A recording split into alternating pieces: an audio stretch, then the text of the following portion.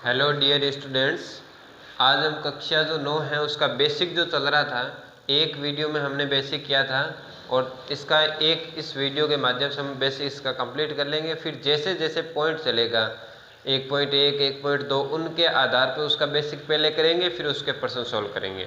तो मैं अभी अपन जो है वो 1.1 तक का मैं बेसिक आपको कंप्लीट करवा देता हूँ। संख्याओं के बारे में जो चल रहा था उसके बाद हम इसके 1.1 जो प्रश्नावली अगले वीडियो में कंप्लीट कर लेंगे।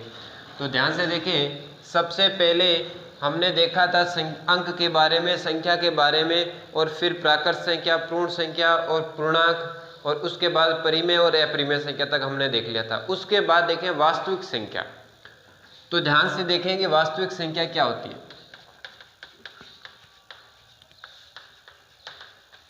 वास्तविक जो संख्या है वो आपके 10वीं क्लास में इसकी प्रश्नावली भी मिलेगी आपको। और वास्तविक संख्या जो है इसके अंदर होता है क्या है कि परिमेय और अपरिमेय दोनों ही आ जाती है। यानी हम परिभाषा कैसे लिखें, तो देखिए ध्यान से, यानी परिमेय संख्या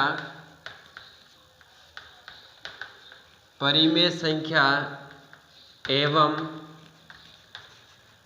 अपरिमेय संख्या के संग्रह को वास्तविक संख्या कहते हैं।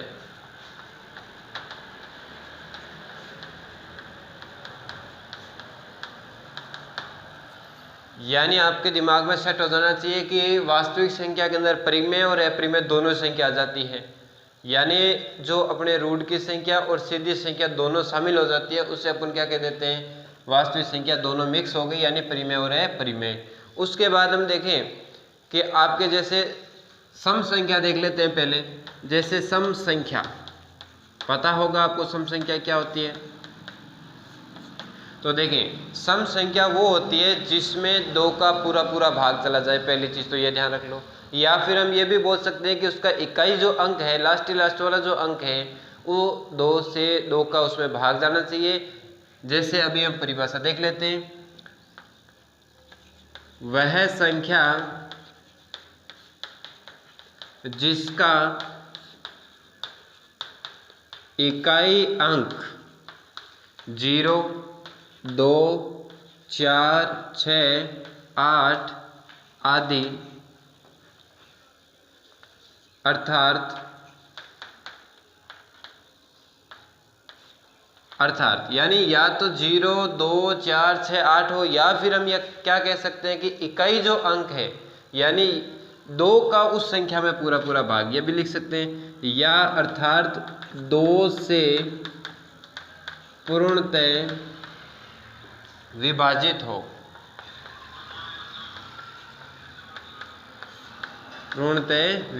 हो, उसे सम संख्या कहते हैं।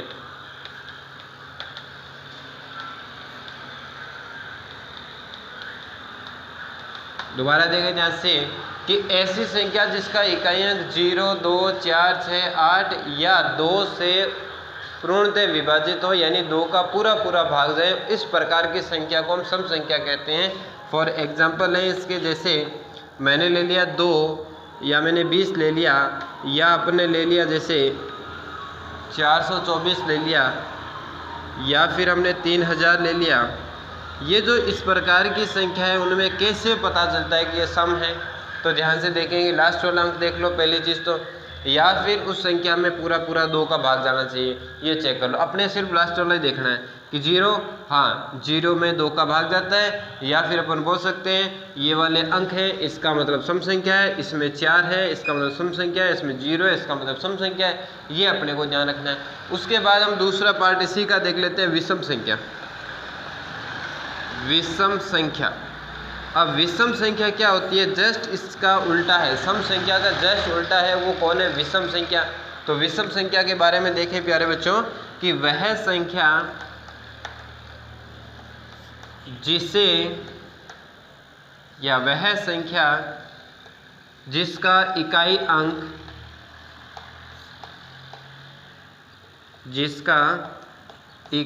अंक, क्या होना चाहिए, जैसे 1, 3, 5, 7, 9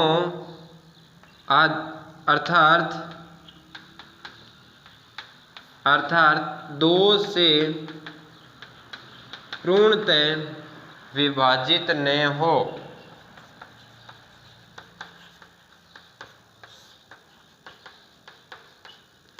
हो उसे विषम संख्या कहते हैं।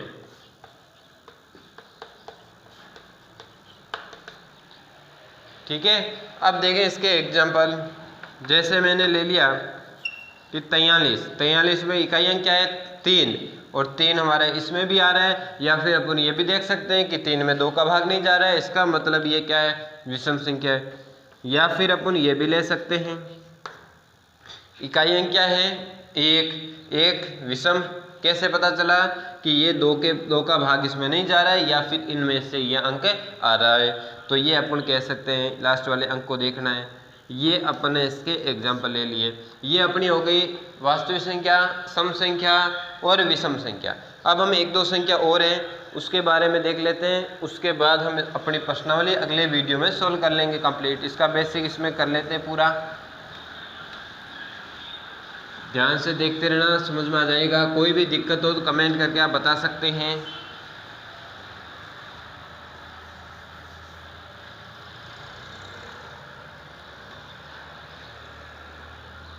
इसके बाद देखिए अपन देखें कि एक होता है अपना भाज्य संख्या।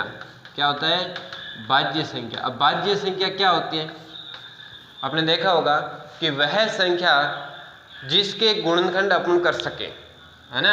ऐसी संख्या जिसके गुणनखंड अपन कर सकें, टुकड़े कर सकें, उसे अपन क्या कहते हैं भाज्य संख्या। या फिर अपन ये भी बोल सकते हैं इस प्रकार की संख्या जिसमें खुद का भाग जाए, एक का भाग जाए और अन्य संख्याओं का भी भाग जाए, यानी 2 या 2 से अधिक संख्याओं का भाग जाए। तो अपन क्या लिख सकते हैं कि वह संख्या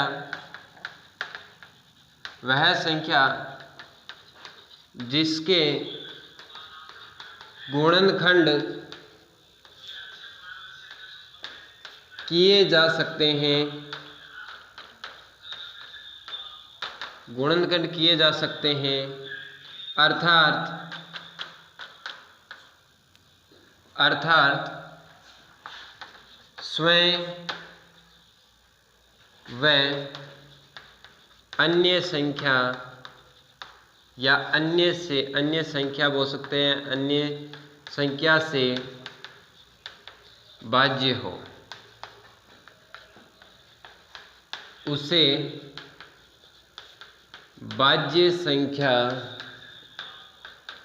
कहते हैं। अब देखें ध्यान से कैसे।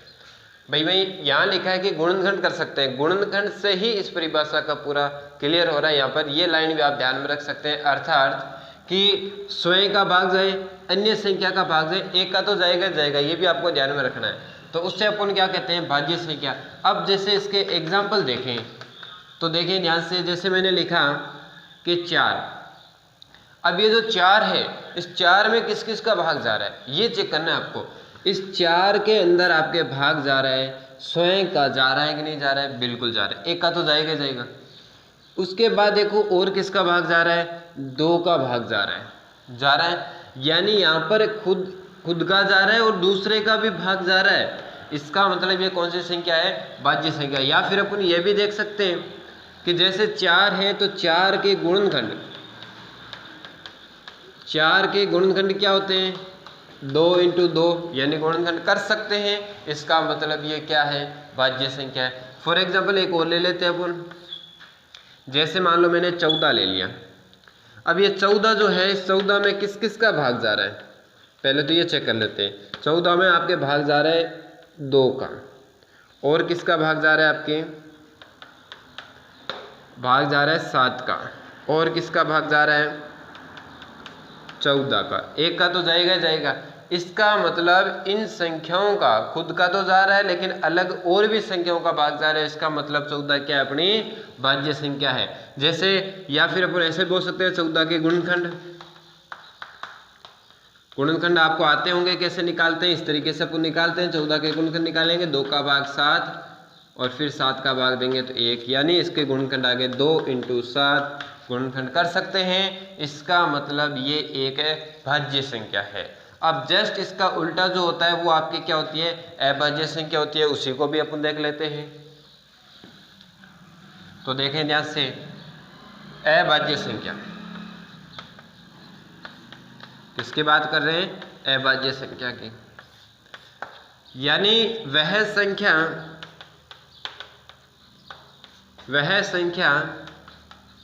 जिसके गुणनखंड नहीं किए जा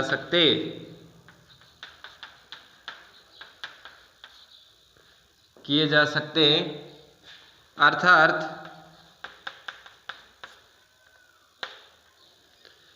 केवल स्वयं या एक से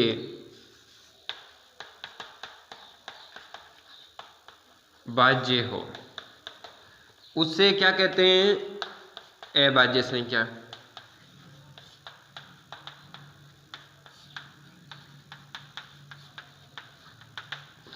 ठीक है, तो अब ध्यान से देखें, यहाँ पर हमने लिखा कि ऐसी संख्या जिसके गुणनखंड अपन नहीं कर सकते, या फिर अपन ये भी बोल सकते हैं कि केवल खुद का भाग जाए, स्वयं का भाग जाए, और एक से एक का तो जाएगा। तो अब ध्यान से देखें इसके एग्जाम्पल, जैसे मैंने लिखा दो सबसे छोटी अभाज्य संख्या है। तो दो जो है, दो के अंदर आपके किस किस का भाग जा रहा है बताओ। देखें, एक तो आपके एक तो जाएगा ही जाएगा, और किसका जा रहा है, खुद का ही जा रहा है, और कोई संख्या नहीं है जिसका इसमें भाग जाए, इसीलिए ये क्या है, एक अभाज्य संख्या है। फिर दूसरा एग्जांपल लेके, जैसे 17 जो है, 17 में एक का और किसका जाएगा, 17 का ही जाएगा, यानी खुद का ही भाग जा रहा है और एक का तो जाएगा, यानी खुद का भाग। या फिर अपन ये भी बोल सकते हैं किसके गुणनखंड नहीं हो सकते। क्या आप दो को और छोटा कर सकते हैं, नहीं कर सकते। दो में दो का ही भाग जाएगा और एक आ जाएगा, यानी गुणनखंड भी दो ही आ रहा है। 17 को क्या आप और कर सकते हैं, इसको छोटा नहीं कर सकते। जैसे 17 को 17 के पहाड़े में ही आता है, यानी फिर 17 आ गया। इसका मतलब इस प्रकार की संख्या होती है, वो प्यारे बच्चों कौन सी होती है, अभाज्य संख्या होती है। चलो उसके बाद हम बात करें सह अभाज्य संख्या की।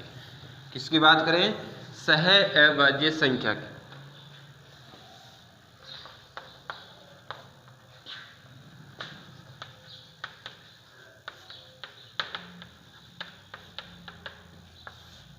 सह अभाज्य संख्या।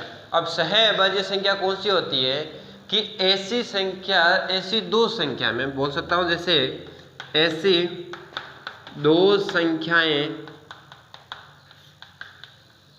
जिनका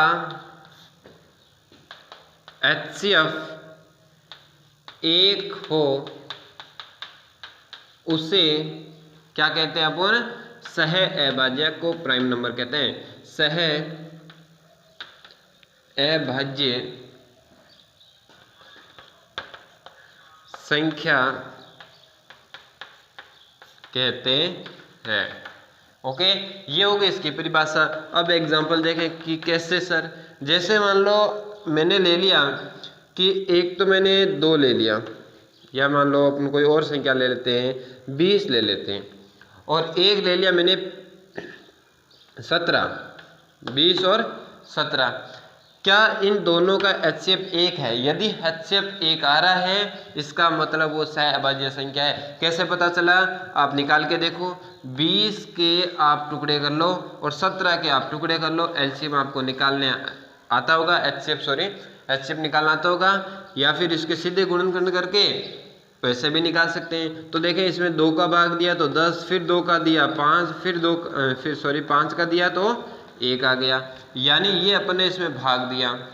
अब इसमें भाग केवल 17 का जा रहा है, तो HCF का मतलब होता है कि जो कॉमन आता है उसी को लेना है। क्या कॉमन आ रहा है, कुछ कॉमन आ रहा है, नहीं आ रहा है। जब कॉमन नहीं आता उसमें अपन क्या लेते हैं, 1 लेते हैं। 1 क्यों लेते हैं, क्योंकि 1 जो है, 1 में तो आता ही है, 1 में आता है, यानी 1 अपन कॉमन ले सकते हैं, यानी HCF क्या आ रहा है, 1 आ रहा है। इसका मतलब ये कैसी संख्या है, एक सह अभाज्य संख्या है। आप जैसे और भी ले सकते हैं, जैसे मैंने कह दिया कि 11 ले लो और 17, 11 ले लो, 19 ले लो, इनका भी आपका HCF कितना आएगा, 1 आएगा। इस प्रकार की जो संख्या होती है, दो संख्याएं जिनका HCF 1 हो, उन्हें क्या कहते हैं, सह अभाज्य संख्या कहते हैं। ये हमने संख्याओं के बारे में देख लिया।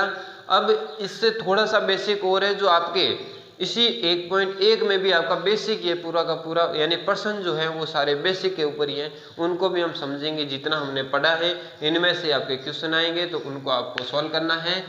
और मैं आपको इस वीडियो के साइड में आपको एक छोटी सी आपको फोटो दिखेगी और उसमें आपको मैं उसके प्रश्न दिखा दूंगा, आप उस प्रश्न को देख लें, यहाँ आपको दिखाई दे रहा होगा। तो धन्यवाद। बाकी हम अगले वीडियो के माध्यम से आपको पूरा सॉल्व करवा देंगे प्रश्नावली 1.1। धन्यवाद प्यारे बच्चों।